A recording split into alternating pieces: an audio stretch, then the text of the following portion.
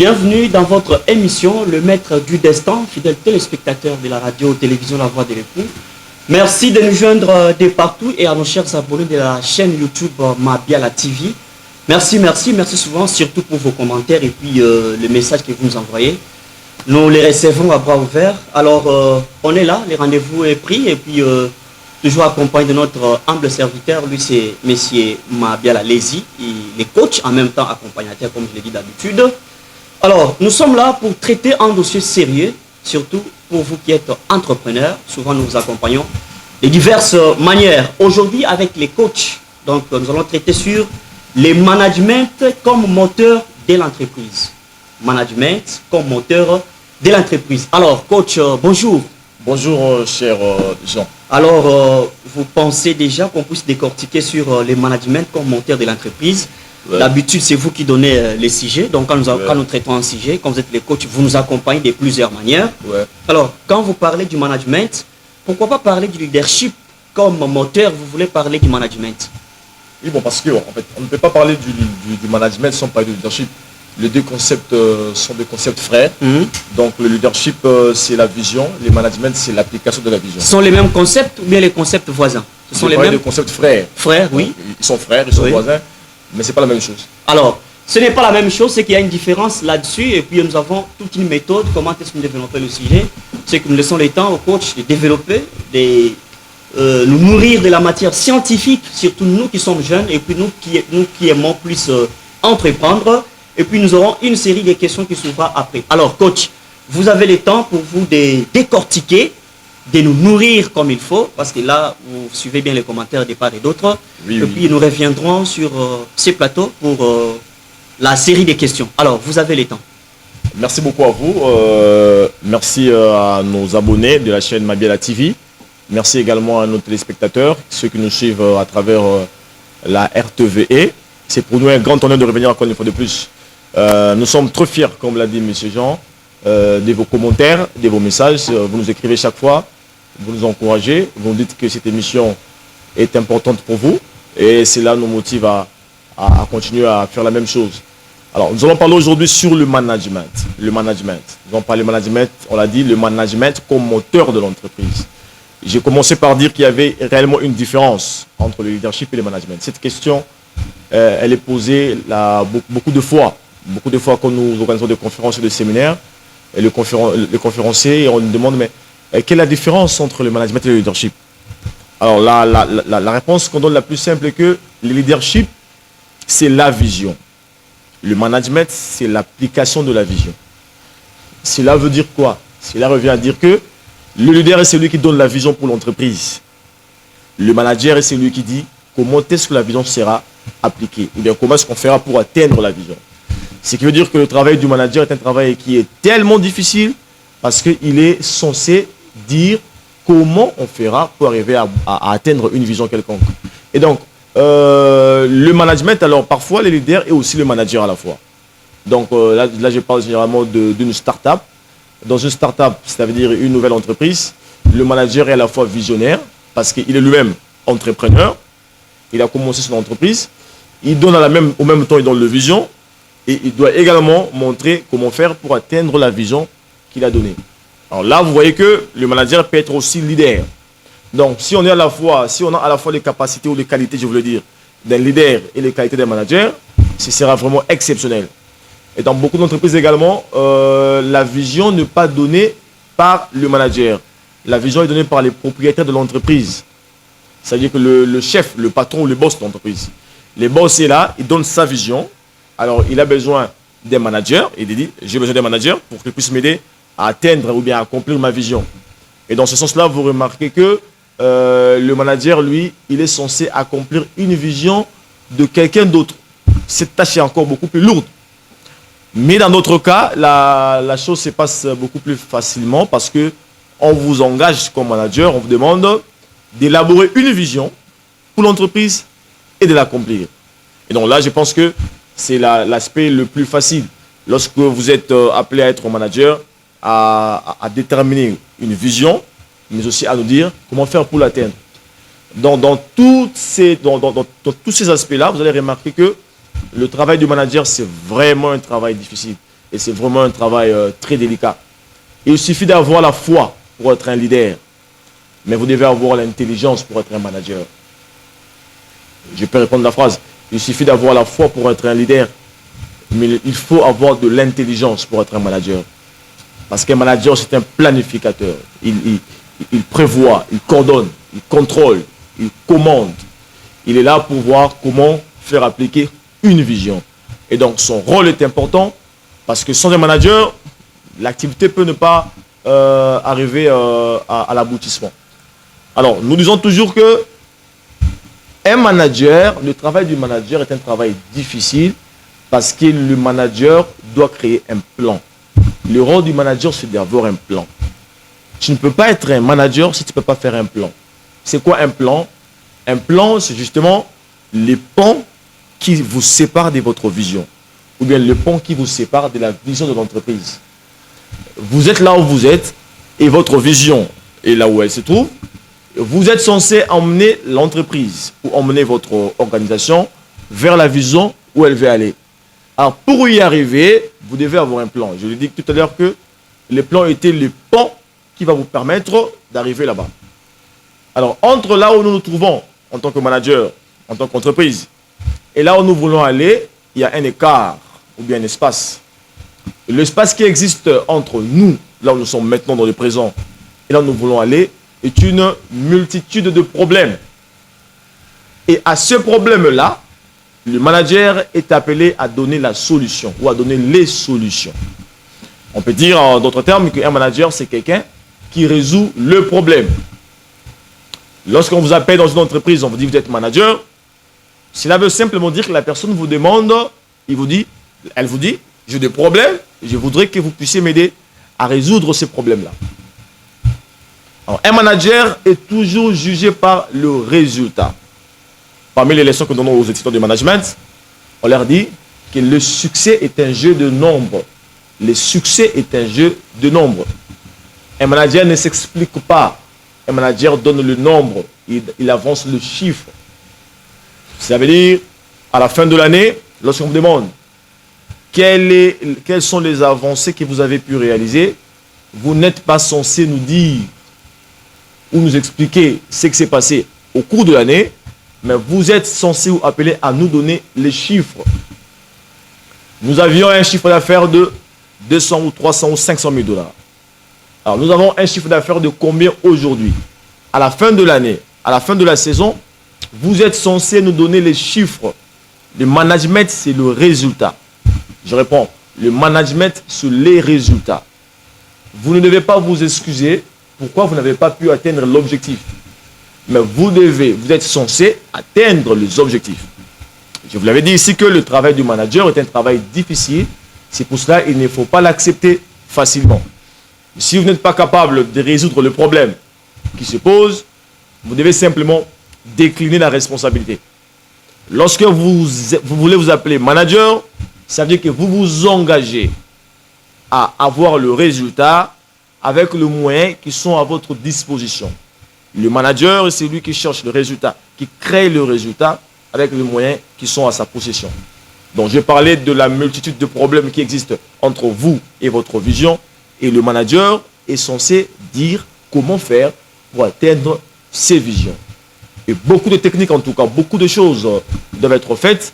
Et il nous sera quasiment impossible de le dire aujourd'hui. Mais il y a justement une série d'étapes, une série de choses à faire pour qu'on soit rassuré que l'on va atteindre les résultats. Un autre point important à évoquer ici est que le manager ne peut atteindre le résultat que lorsqu'il passe à travers ce que j'appelle le moyen, le ressource. On ne peut pas avoir de résultat sans les ressources. Vous avez en votre disposition les ressources, lesquelles ressources vous permettront d'atteindre votre vision. Alors, il y a beaucoup de ressources. Il y a des ressources financières. Là, je parle de l'argent. Il y a des ressources matérielles. Là, je parle des objets ou de biens. Mais il y a aussi ce que j'appelle les ressources humaines. On peut appeler les capitales humains. Le manager doit se servir du capital humain pour atteindre ses objectifs. Le capital humain est tellement important, je dois insister ici, parce que c'est la chose qui va vous aider à atteindre votre but. Aucune société ne peut se développer, je veux le dire, sans un capital humain compétent. Aucune entreprise ne peut exceller sans un capital humain adéquat. Vous avez besoin d'un capital humain pour atteindre vos objectifs. Là, je parle des hommes. C'est pour cette raison-là que dans le management, il y a un grand point qui est consacré sur la gestion des ressources humaines. Comment travailler avec les hommes, comment faire avancer les hommes. Alors là, je dois insister sur un point intéressant et que lorsque vous allez travailler avec les hommes, vous devez vous rendre compte en tant que manager qu'il y a 3 types de personnes.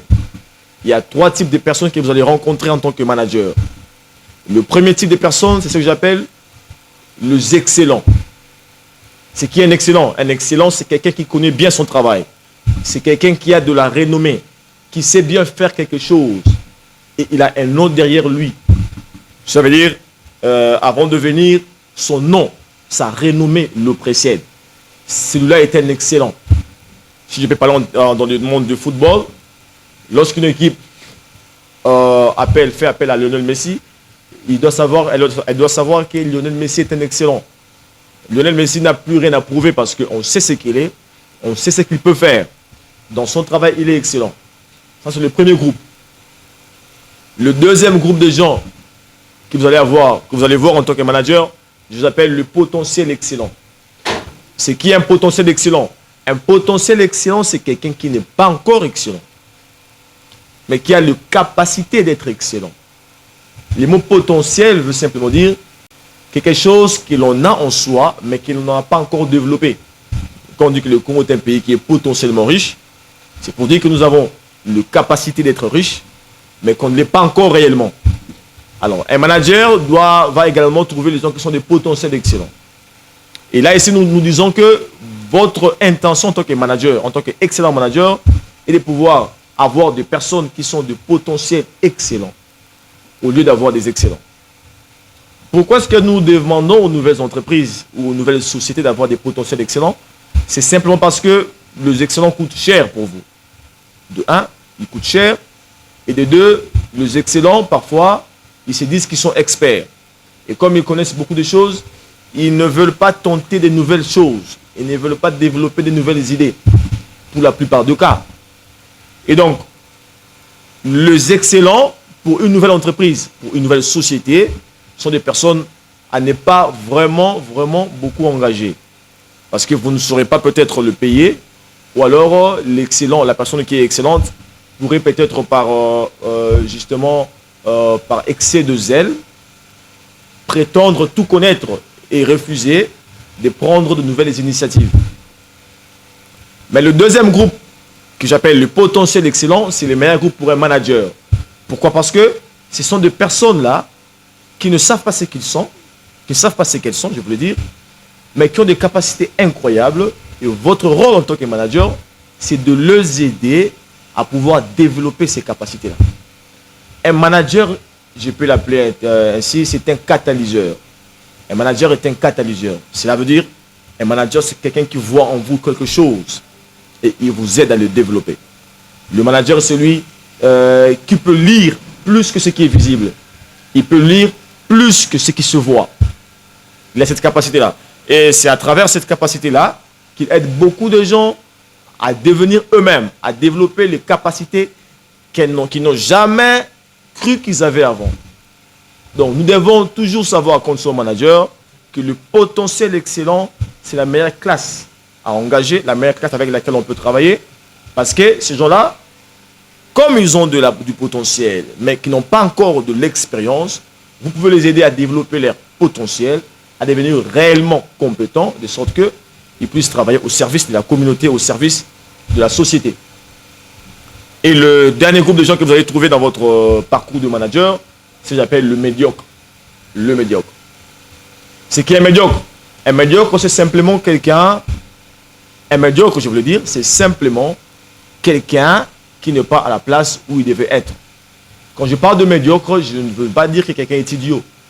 En tout cas, je suis de ceux qui pensent que dans le monde, il n'y a pas d'idiots. Il n'y a pas de médiocres. Il y a seulement des gens qui ne sont pas dans leur place. Le manager doit directement ou rapidement reconnaître des personnes qui sont là, mais qui ne devait pas être là. Alors, votre rôle en tant que manager, c'est quoi? C'est de vous débarrasser de médiocres pour avoir des excellents, pour avoir des potentiels excellents. Parce que un médiocre ne peut jamais devenir excellent. Dieu a créé les hommes avec le don, avec le talent. Et lorsque l'homme développe son talent, il devient excellent. Et si vous n'avez pas de talent dans un domaine, même si vous le développez, même si vous vous disciplinez, vous ne pouvez être que moyen. Pourtant, votre entreprise n'a pas l'intention d'avoir des résultats moyens. Votre entreprise veut avoir des résultats excellents. C'est dans cette perspective que vous avez l'obligation de chercher des personnes excellentes ou bien potentiellement excellentes. Et donc, le manager se débarrasse des médiocres. Vous ne devez pas être complaisant. La complaisance n'est pas la bonne stratégie dans le management. Je reprends la phrase. La complaisance n'est pas la bonne stratégie dans le management. Un manager ne fait pas de la complaisance. Un manager reconnaît celui qui doit être là. Il le met à sa place. Celui qui ne doit pas être là, il lui dit, eh bien, vous êtes intelligent, mais pour un autre domaine qui est différent de celui-ci. Alors, généralement, les hommes doivent savoir, doivent apprendre que dans le management, l'homme est le centre de tout. Je vous dis que l'homme, il est le capital le plus important pour le développement de votre entreprise. Il est plus important que le capital financier, il est plus important que le capital matériel. C'est pour cette raison-là que vous ne pouvez pas être un bon manager sans pour autant comprendre l'homme. Nous avons toujours dit que l'homme, contrairement aux théories que j'ai pu lire dans beaucoup de livres de management, qui indiquent que l'homme est un être qui peut facilement être motivé ou managé. Alors moi je pense que on peut gérer les ressources, on peut gérer l'argent, on peut gérer le matériel, mais je ne pense pas qu'on peut gérer l'homme. L'homme ne peut pas être géré. L'homme peut plutôt être accompagné. Le grand leader, le grand manager est celui qui apprend comment accompagner l'homme. Voici comment accompagner l'homme. Lorsque vous travaillez avec les hommes, vous devez leur dire ce qu'ils doivent accomplir comme tâche, c'est-à-dire l'objectif de l'entreprise, mais vous ne devez pas leur dire comment ils vont le faire. Votre objectif, vous en tant que manager, c'est de montrer à votre équipe, à votre personnel, la cible, ce que vous voulez atteindre comme but, là où vous voulez aller. Vous le mettez à ce niveau-là. Maintenant, comment le faire? Comment y arriver? Là, vous devez laisser les personnes développer leur génie, développer leur potentiel, leur capacité.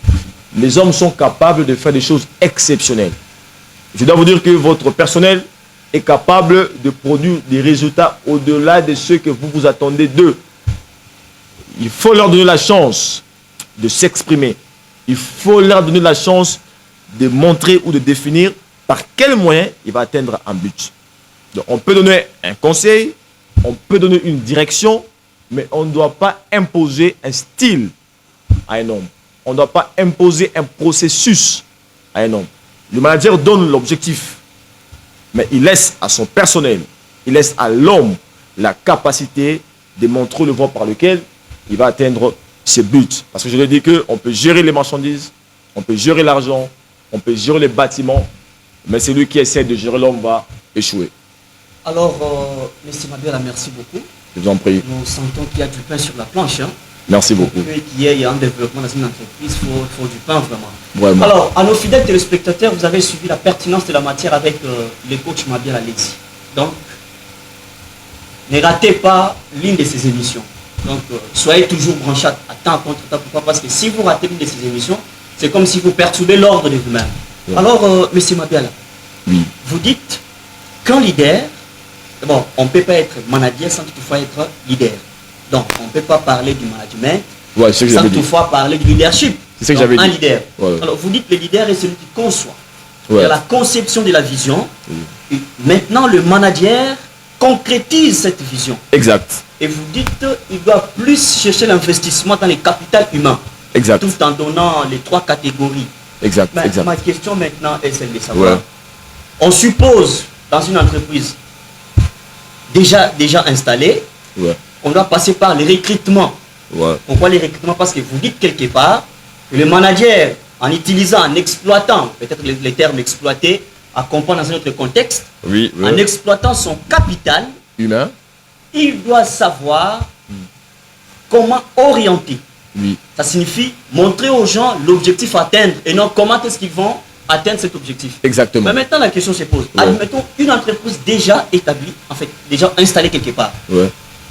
Il y a eu un recrutement déjà passé, qui s'est Ouais. déjà fait. Ouais. Et on vous invite en tant que manager. Ouais. Déjà avec les recrues, Ouais. qu'est-ce que vous faites? Parce que, parlons du concret, dans la société congolaise, Ouais. africaine, Ouais. Justement. et particulièrement au Congo. Mm. Déjà, une entreprise qui est bien installée, on passe par les recrutements. Et Ouais. vous qui êtes maintenant en tant que manager, Ouais. qu'est-ce que vous faites dans le personne? Ouais. Justement, quand vous êtes manager, quand il y a un nouveau manager Oui, dans une entreprise qui est déjà installée, oui. la première des choses à faire, c'est de faire ce que j'appelle l'évaluation de son capital humain. Voilà, l'évaluation.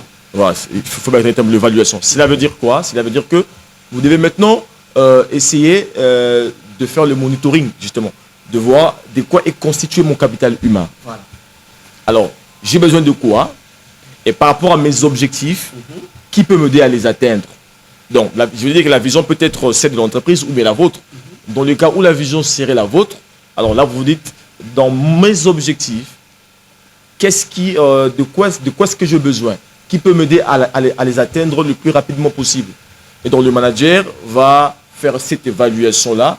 Et dans l'évaluation, il va certainement découvrir qui sont les excellents, qui sont les potentiels excellents et qui sont les médiocres. Et quand il découvre les médiocres, la décision c'est de les écarter. Mais je vous le dis, un médiocre, c'est quelqu'un qui est là. Vous savez que dans notre pays aujourd'hui, parlons un peu de la RDC parce que Oui. vous avez voulu qu'on soit factuel. Oui, En RDC, il y a beaucoup de gens qui cherchent l'emploi, non pas parce qu'ils veulent travailler, mais parce qu'ils ont besoin de l'argent.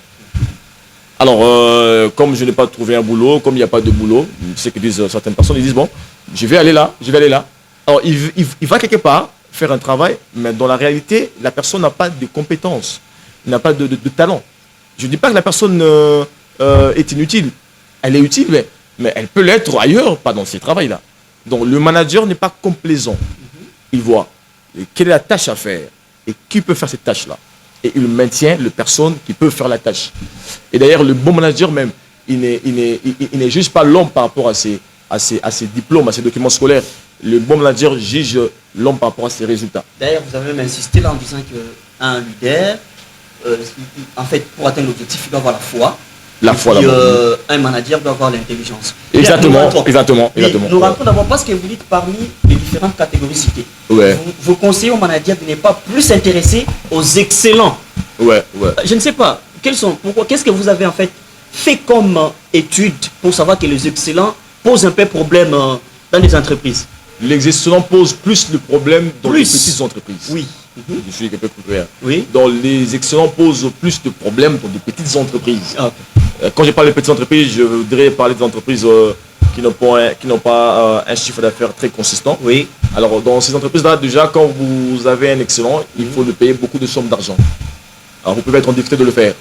Mais imaginez qu'une équipe comme Lyon, de France, qui est un grand club de football, puisse s'hasarder à avoir Messi comme joueur. Alors, il faudrait payer beaucoup de sommes d'argent. Donc, justement, les excellents sont très, très chers à payer. Alors, pour une entreprise qui veut se développer, ce n'est pas la bonne stratégie. Est-ce que peut-être il ne fallait pas passer par les dialogues? Admettons. Oui, bon, justement, si, Parce que là, en fait, c'est une intention. Ouais. Vous pensez qui est souvent, peut-être par rapport à votre expertise, Ouais. par rapport à votre expérience, vous pensez que les excellents posent plus de problèmes. Est-ce qu'il n'y a pas une méthode pour retenir un excellent dans une entreprise? Parce qu'avec un excellent, au moins, la vitesse, ça va des croisières quand même. Je comprends, bien sûr. Mais je le dis tout à l'heure là, les problèmes qui se posent généralement avec les excellents, c'est les nouvelles entreprises ont du mal à payer les excellents. Voilà. Non, alors si jamais un excellent n'était pas... Par rapport à la n'était pas compétence, oui. Justement, Mhm. si jamais un excellent n'était pas contraignant, s'il n'était pas trop imposant, eh bien, ça ne poserait aucun problème qu'ils travaillent. Et seulement que, ce que j'ai remarqué sur les excellents, est que non pas seulement ils sont trop demandants, mais aussi les excellents ont cette tendance-là à prétendre déjà connaître.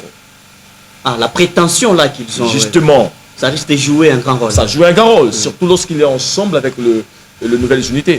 Et donc, cette prétention-là de déjà tout connaître le pousse à à ne pas vouloir prendre des initiatives, eh bien, une nouvelle entreprise ne peut se développer que lorsqu'il y a beaucoup d'initiatives.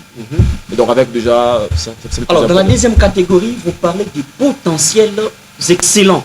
Vous dites, en fait, un manager doit plus travailler avec les potentiels excellents. Ne pensez-vous pas qu'il y a un travail un travail consistant, colossal? Parce que quand on dit un manager, on vous confie une mission. L'émission est dans le timing. Alors, vous dites, vous devez travailler avec le potentiel excellent. Et là, vous aurez maintenant à voir comment faire l'orientation de tel et de tel. Exactement. Ça ne vous prendra pas du temps à ce niveau-là? Non, vous n'avez pas besoin de beaucoup de temps pour travailler avec un potentiel excellent. Un potentiel excellent, c'est quelqu'un qui a déjà le don. Il a déjà le talent. Votre travail, c'est de l'aider simplement à bien l'appliquer. C'est fini. Ça ne prend pas beaucoup de temps. D'ailleurs, si vous prenez beaucoup de temps, cela prouve que la personne n'est pas potentielle excellente. Et tout ce qui m'a plus attiré ici, vous dites, là vous avez souligné, il ne faut pas pour un manager accompagner les gens à atteindre l'objectif. Mais il faut nécessairement montrer aux personnes, aux capitaux ou à la capitale humaine, montrer au capital humain, montrer ce qu'il faut nécessairement atteindre comme objectif, mais non les accompagner. Alors est-ce que vous ne pensez pas qu'il y ait une façon de se désolidariser? Je n'ai pas dit ne pas les accompagner, peut-être vous m'avez mal entendu. J'ai d'ailleurs encouragé le manager à les accompagner. J'ai plutôt dit que le manager donne aux hommes la vision. Vous allez arriver là. Et maintenant, il ne leur dit pas comment le faire. Parce que le comment dépend de la... ça risque d'étouffer même ce que les justement le génie là, il y a un génie. Il faut laisser les génies travailler. Il faut laisser les génies travailler. Donc l'être humain est un être qui est tellement exceptionnel. Il n'est pas un chien, il n'est pas un hibou qu'on peut facilement manipuler. C'est quelqu'un qui peut avoir des initiatives, qui peut avoir de créativité. Alors dès que vous insistez sur le processus ou la procédure à suivre, vous étouffez sa créativité, sa force. Donc on doit lui dire, vous devez aller là, mais ne pas beaucoup insister sur comment y aller. Mais on peut donner des orientations, je l'ai dit, on peut donner des idées, mais le laisser travailler. Alors, au tout premier niveau, vous dites qu'un leader doit avoir la foi pour atteindre son objectif. Je ne sais pas, vous faites allusion à quelle foi? Théologique? Je ne sais pas la foi ici, vous faites allusion à quoi? Mais la foi, c'est ça. La foi, c'est voir ce qui n'existe pas, c'est ça la foi. Donc un leader doit voir ce qui n'existe pas.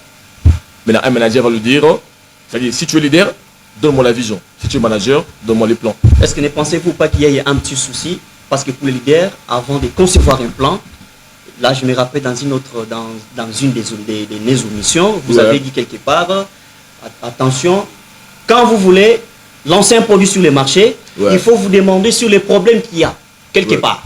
Là, on parle du marketing. Oui, du marketing. Il faut vous demander du problème qu'il y a. On suppose que pour un leader, avant de concevoir un plan, il doit avoir l'idée de ce qui existe. Vous voyez? Alors je ne sais pas, quand vous parlez de la foi à ce niveau-là, vous dites il doit croire à ce qui n'existe pas. Alors qu'il doit penser, son plan doit dépendre de ce qui doit exister. C'est ce qui permettrait à mon manager d'accomplir la vision, de concrétiser la vision. Justement, le plan, il vient après la vision. C'est-à-dire que le leader doit d'abord avoir une vision du futur. Si j'ai une organisation, en tant que leader, je dois avoir la vision de mon organisation. Et maintenant, les managers vont venir avec un plan. Alors, quand je parle de la vision, donc je comprends qu'il y avait déjà un problème que j'ai pu identifier au préalable. Et c'est ce problème-là qui m'a conduit à avoir une vision. Et donc, le manager, lui, maintenant, son travail, c'est de dire comment aller atteindre, comment atteindre cette vision-là.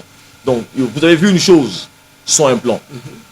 Maintenant, moi, j'ai vu ce que vous avez vu, mais avec un plan. Donc, un leader n'a besoin que de la foi, mais un manager a aussi besoin de l'intelligence. De l'intelligence, merci beaucoup. Et puis, quelque part, vous dites encore, en tout cas, un manager, la question posée à la fin, c'est les résultats. Les résultats. On n'a pas besoin d'explication. Mais maintenant, admettons que vous allez dans une entreprise quelconque, nous sommes en train de chiter déjà, vous partez dans une entreprise, on vous donne comme mission d'atteindre tel résultat.